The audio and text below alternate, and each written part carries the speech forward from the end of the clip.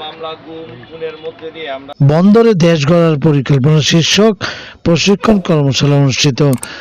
কেন্দ্রীয় ছাত্র দলের জরুরি নির্দেশনা অনুযায়ী বন্দরে দেশ গড়ার পরিকল্পনা শীর্ষক প্রশিক্ষণ কর্মশালা অনুষ্ঠিত হয়েছে বুধবার 7 জানুয়ারি বিকাল 3টায় বন্দর থানার 23 নং ওয়ার্ডের নবীগঞ্জ পূর্বপাড়া এলাকায় এই কর্মশালা অনুষ্ঠিত হয়।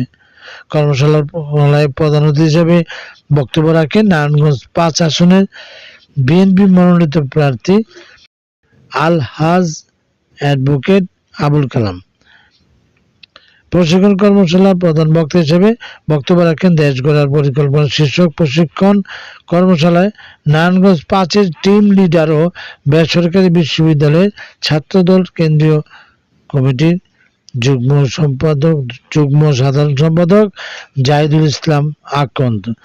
কর্মশালায় বিশেষ অতিথি হিসেবে ও গুরুত্বপূর্ণ বক্তব্য রাখেন নারায়ণগঞ্জ মহানগর বিএনপি নেতা আবুল কাউসার আশা। বক্তারা বলেন, আমাদের তারুণ্যের অহংকার তারেক রহমানের নেতৃত্বে সারা দেশে ছাত্রদলের নেতাকর্মীদের ঐক্যবদ্ধ করার লক্ষ্যে দেশ গড়ার পরিকল্পনা শীর্ষক প্রশিক্ষণ কর্মশালা আয়োজন করা হয়েছে।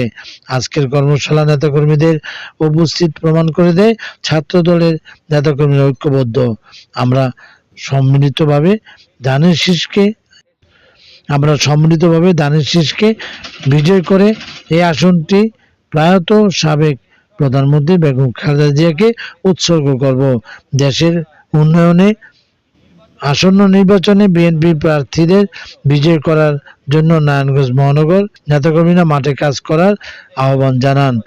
নারায়ণগঞ্জ মহানগর ছাত্রদলের নেতা রাহিদ ইশতিয়াক শিকদারের সভাপতিত্বে প্রশিক্ষণ কর্মশালার উপস্থিত ছিলেন মহানগর ছাত্রদলের নেতা শাহজাদা রতন, মোতাদ্দির হৃদয়, রাসেল, ফাহিম, নারায়ণগঞ্জ কলেজ শাখা ছাত্রদল নেতা সিফাত নিলয়, সরকারি তুলারাম কলেজ শাখার ছাত্রদল নেতা জিয়া, সুজন, জয়, রহিম, সদর থানা ছাত্রদল নেতা পায়েল, মধ্যতলা ছাত্রদল নেতা আলামিন, হৃদয় খান, রোকন, নাসিক, 19 নং ওয়ার্ড ছাত্রদল নেতা প্রান্ত, তানভীর, 19 নং ওয়ার্ড ছাত্রদল নেতা শান্ত, ফয়সাল আহমেদ, 22 নং ওয়ার্ড ছাত্রদল নেতা ফাহিম, শাকিল খান, 23 নং ওয়ার্ড ছাত্রদল নেতা তন্ময়, কদম রসুল কলেজ শাখার ছাত্রদল নেতা মেহেদী হাসান জিসান সহ নারায়ণগঞ্জ মহানগর ছাত্রদলের নেতৃবৃন্দ। Shakir Ahmed Bappi, M news BD, 23 নং ওয়ার্ড, বন্দর, নারায়ণগঞ্জ। যতক্ষণ পর্যন্ত আমাদের নমিনেশন আসে নাই ততদিন পর্যন্ত আমরা ছিলাম নমিনেশনের প্রতিদ্বন্দ্বী।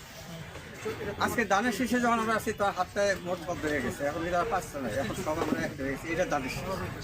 এই দানের শীষকে শক্তিশালী করতে গেলে পরে ভিতরের অন্তর্গত বিভেদ আর রাখা যাবে না। এই কথা ঠিক কিনা? তাইলে এখন আমাদের বুঝতে হবে যে আমাদের একমাত্র অবলম্বনই দানের শীষ। দানের শীষ এখন আমাদের পরিচিত করবে। আমরা কিন্তু দানের শীষকে এতদিন, কিন্তু এখন মূল্যায়নের সময় আছে দানের শীষ আমাদেরকে চালাবে। তা আমি আজকে এসে বেশি বলবো না, কারণ এটা কর্মশালা অনেক পরিচিত হবে, তোমাদের অ্যাডজাস্টেড হয়ে গেছে। আমার জন্য দোয়া চাই, আর তোমাদের ভবিষ্যতের জন্য আমি দোয়া করি, এবং আমাদের দেশটা সমৃদ্ধিশালী হোক। আগামী দিনে আমাদের রাষ্ট্রনায়ক তারেক রহমান সাহেবের হাতে শক্তিশালী করার মতো আমাদের যে অবলম্বনা একেবারে ইমামে সে পালন করতে পারি, এবং সহযাত্রীর বাইরে গিয়ে থাকতে পারি, সেইভাবে আমরা চলার চেষ্টা করবো। এটাই আছে প্রতিজ্ঞা, ইনশাআল্লাহ। তারা সুযোগ করে দিয়েছে, এই জন্য আল্লাহ দরবারে শুকরিয়া আদায় করছি। সে সাথে জাতীয়তাবাদী আদর্শে বিশ্বাসী ছাত্রদল, যুবদল, স্বেচ্ছাসেবক দল, শ্রমিক দল সহ মূল দলের বিভিন্ন পর্যায়ের নেতৃবৃন্দ সবাইকে আন্তরিকভাবে অভিনন্দন জানাচ্ছি। জাতীয় সংসদ নির্বাচনকে কেন্দ্র করে সবাই আমরা একসাথে হয়েছি এখানে। আপনারা জানেন এই নির্বাচনটা নিঃসন্দেহে এই গণতন্ত্র পুনরুদ্ধার এবং ভবিষ্যৎ বাংলাদেশের জন্য অত্যন্ত প্রয়োজনীয় একটা সময় পার করবে, যার কারণেই জাতীয়তাবাদী ছাত্রদল কেন্দ্রীয় সংসদ সরাসরি আমাদের দেশনায়ক তারেক রহমান সাহেবের নির্দেশে একটা কর্মশালার আয়োজন করেছে। এতে করে কিন্তু বোঝা যায় এই নির্বাচনটা অন্য সব নির্বাচন থেকে একটু আলাদা।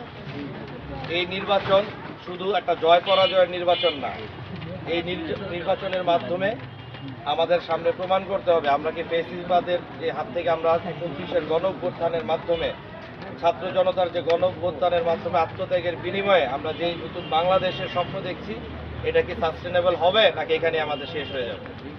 আপনারা এখানে বুঝতে হবে আওয়ামী লীগ হয়তো এখন এই নির্বাচনে সরাসরিভাবে না প্রত্যক্ষভাবে নাই, এই জন্য এটাকে হালকা করে দেখার কোনো সুযোগ নাই। যদি এটা হালকা করে দেখার মতো কোনো কারণ হইতো তাহলে আজকে কিন্তু এই কর্মশালা বা বিভিন্নভাবে আমরা যে নির্বাচনী কার্যক্রম পরিচালনা করছি এটা দরকার ছিল না।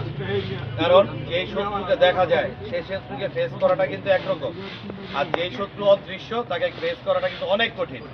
আপনি আওয়ামী লীগ সহ এই যারা এই ফেসিস্টদের সাথে আছেন এবং দোসর যারা আছেন, বিশেষ করে এই নির্বাচনে যারা অংশগ্রহণ করছেন তাদেরও একটা বৃহৎ অংশ এই নির্বাচনের বিপক্ষে কিন্তু বিভিন্ন ধরনের প্রোপাগান্ডা ছড়াচ্ছে। আপনি দেখবেন কোনো জায়গায় একটা ডাকাতি হয়েছে, ওইখানে থানায় যে ডাকাতও ধরছে সব ধরছে, তারপরে যে কিন্তু বলে যে ডাকাতি রোধ করতে পারেন না নির্বাচন করবেন কেমন। মনে হচ্ছে এই প্ল্যানেট এই প্রথম ডাকাতির মতো ঘটনা ঘটতেছে। সবকিছুর মধ্যে কিন্তু একটা এনভায়রনমেন্ট এরকম যে নির্বাচনকে প্রশ্নবিদ্ধ করার মতো, এই নির্বাচনকে কোনোভাবে প্রশ্নবিদ্ধ যেন না হয় এই জন্য আমাদের সবাইকে সচেতন হইতে হবে। সেই সাথে আপনাদের মনে রাখতে হবে এই নির্বাচনটা কিন্তু আমাদের জন্য খুব কঠিন একটা পরীক্ষা। 33 পাইলেও পাস, আবার লেটার মার্ক পেয়েও কিন্তু পাস করাটাও পাস। এখন চিন্তা করতে হবে আপনারা কোন পাশের দিকে যাচ্ছেন। আপনারা জানেন রিসেন্ট টাইম আমাদের সবচেয়ে জনপ্রিয় নেত্রী আমাদের মা দেশ নেত্রী বেগম খালেদা জিয়া আল্লাহর ডাকে সাড়া দিয়ে আমাদের কাছ থেকে চলে গেছেন। এই শোকটা কিন্তু ভুলাটা, এই শোকটা গ্যাস ধরটা কিন্তু আমাদের পক্ষে খুবই কঠিন। সেই সাথে সাথে আল্লাহ আমাদের নিয়ামত হিসেবে আমাদের ভবিষ্যৎ রাষ্ট্রনায়ক জনাব তারেক রহমান সাহেবকে শক্তি হিসেবে আমাদের মাঝে এনে দিয়েছেন। তারেক রহমান সাহেব যেন ফিল না করে যে এই শোকটাকে যাতে দ্রুত ভুলে আমাদের সবাইকে শক্তি হিসাবে নিয়ে যাতে সামনে আগায় যেতে পারে, এই জন্য আমাদের ছাত্রদলের ভূমিকা সবচেয়ে বেশি। আমি ছাত্রদলকে সবসময় মনে করি ছাত্রদল মানে হচ্ছে ভবিষ্যৎ বাংলাদেশ, ছাত্রদল মানে হচ্ছে ভবিষ্যৎ বিএনপি। কারণ এইটাই একটা একমাত্র ফ্যাক্টরি যেখান থেকে জাতীয়তাবাদের নতুন যে শক্তি তার উৎপাদন হওয়ার একটা মাত্র ফ্যাক্টরি হচ্ছে জাতীয়তাবাদী ছাত্রদল। আপনি যুবদল বলেন, স্বেচ্ছাসেবক দল বলেন, সেখান থেকে কিন্তু নতুন কোনো কিছু আর আসে না। এই ছাত্রদল থেকেই দেখা যায় যুবদল, স্বেচ্ছাসেবক দল, বিএনপি এবং দেশের বিভিন্ন পর্যায়ে প্রতিনিধিত্ব করে। এই জন্য ছাত্রদলে আপনারা যারা আছেন আপনারাই হচ্ছেন আমাদের ফিউচার, আপনারাই আমাদের বর্তমান, আপনাদের নিয়ে আমাদের সব কিছু। ছাত্রদলকে আমি বলবো যে কোনো ধরনের গ্রুপিংয়ের বাইরে বেরোতে হবে। কমিটি কিন্তু একটা সার্টেন পিরিয়ডের জন্য, কমিটি সবসময় না। অনেকে কিন্তু সভাপতি হওয়ার পরেও তার জীবনের সামনে রাজনীতিতে খুব একটা ভালো কিছু করতে পারে না। অনেকে দেখা যাবে শুধু একজন মেম্বার ছিল কিন্তু আজ থেকে 10 বছর পরে জাতীয় রাজনীতি এবং আমাদের লোকাল রাজনীতিতে সে খুব ভালো ভূমিকা রাখছে। সেটা হচ্ছে আপনার একটা মানুষকে আপনি দাবায় রাখতে পারবেন, কিন্তু তার যদি যোগ্যতা থাকে সে কোনো না কোনোভাবে আপনার পরিস্ফুটিত হবেই।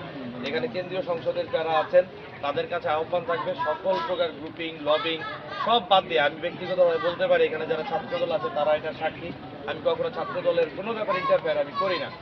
বা আমাদের যে ক্যান্ডিডেট কালাম সাহেব উনি তো ধারে কাছে দিয়েও যায় না, কারণ আমরা বিশ্বাস করি ছাত্রদল যদি নিজের গতিতে আগাইতে পারে তাহলে ভবিষ্যতে আমাদের জন্য ভালো, আমরা ভবিষ্যতে ভালো নেতৃত্ব পাবো। আর আমি এখন আমার রাজনীতি করে একজনকে নেতা বানাই দিলাম, ভালো একটা ছেলেকে আমি ফেলাই দিলাম, তাহলে ভবিষ্যৎ রাজনীতি কিন্তু আমরা সবাই ক্ষতিগ্রস্ত হব। আমি আবারও বলবো এই কর্মশালাটা যেটা আয়োজন করা হয়েছে এটাকে কেউ হালকাভাবে নেবেন না। এটা শুধু একটা ছবি তোলার জন্য এই জন্য না, এটার গুরুত্বটা অনুধাবন করবেন যে জনাব তারেক রহমান সাহেব কী কারণে ছাত্রদলকে রুট লেভেলে কেন্দ্রীয় সংসদকে নামাই দিচ্ছে। আমাদের ভোটারদের ভোট কেন্দ্রে আনতে হবে, পরিবারগুলোকে ভোট দেওয়াইতে হবে। সেই সাথে সাথে 5 তারিখের পরে যদি কেউ কোনো অপকর্মের সাথে জড়িত থাকে তাদের সংগঠন আপনার থাকে সংগঠন এবং নির্বাচন থেকে তাদের যেন দূরে রাখা হয়। তাই এই বলে আমি আজকে এর মধ্যে এখানেই শেষ করছি। খোদা হাফেজ, বাংলাদেশ জিন্দাবাদ। আসসালামু আলাইকুম।